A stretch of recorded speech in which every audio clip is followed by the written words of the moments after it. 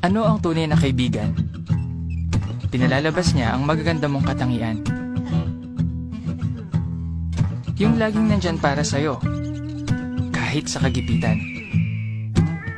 Sabi sa Kawikaan 18:24, mas malapit pa sila kaysa sa isang kapatid. Yan ang tunay na kaibigan. Mahirap makakita ng ganyang kaibigan.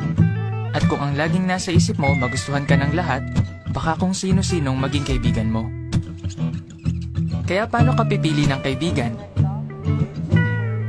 Sabi nga, don't judge a book by its cover. Tumingin ka sa pagkatao niya. Yung mapagkakatiwalaan. Yung marunong magpatawad.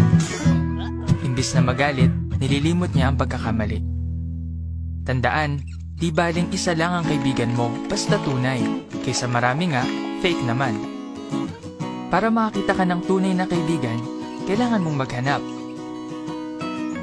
Baka magulat ka, nandyan lang pala sila. Kailangan lang maging bukas ang isip mo. Pero wag carbon copy mo lang ang pipiliin mo. Pwede mong maging kaibigan yung iba ang libangan o talent. Pwedeng mas matanda o mas bata kaysa sayo. Iba ang background o kultura. Ang dami mong pwedeng maging kaibigan. Pero ang tunay na mga kaibigan, may prinsipyo sa buhay. May kaibigan ka ba na niloko ka? Ichinismis ka? O siniraan ka? Hindi niya dapat ginawa yun. Kaya umiwas sa nakakasamang mga kaibigan. Ang habol nila, yung makukuha nila sa'yo. Pinipintasan nila ang pagsasalita mo, ang itsura mo, pati mga paniniwala mo. Hindi ganyan ang tunay na mga kaibigan. Tanggap nila kung sino ka. Kaya pumili ng marurunong na kaibigan. Hindi lang yung maraming alam, kundi yung marunong sa buhay. May paninindigan sila at makikita yon sa kilos nila.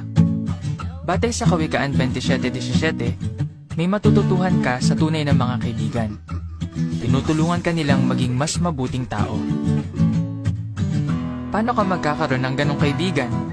Huwag mong asahan na sila ang unang makikipagkaibigan. Ikaw ang mauna. Gawin ang unang hakbang. Makipag-usap ka. Oops, kailangan mo nga magsalita. Pero hindi puro tungkol sa sarili mo. Tanungin mo sila. At makinig ka. Makinig na mabuti. Pakikinig ang isa sa pinakamagandang regalong maibibigay mo sa iyong kaibigan. Ano pang gagawin mo? Kailangan mong magsikap. Oo, magsikap. Magsikap ka para lumago ang pagkakaibigan nyo. Maging kaibigan na tapat.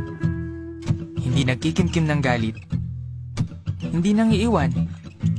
Kahit sa kagipitan. Kung ganyan ka, lalago ang pagkakaibigan nyo.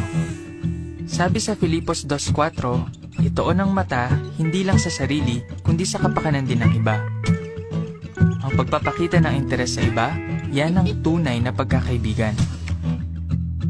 Alam mo, marami ka pang makikilala. Nasa sayo kung sinong pipiliin mong mga kaibigan. Maging matalino sa pagpili. Pumili ng tunay na mga kaibigan.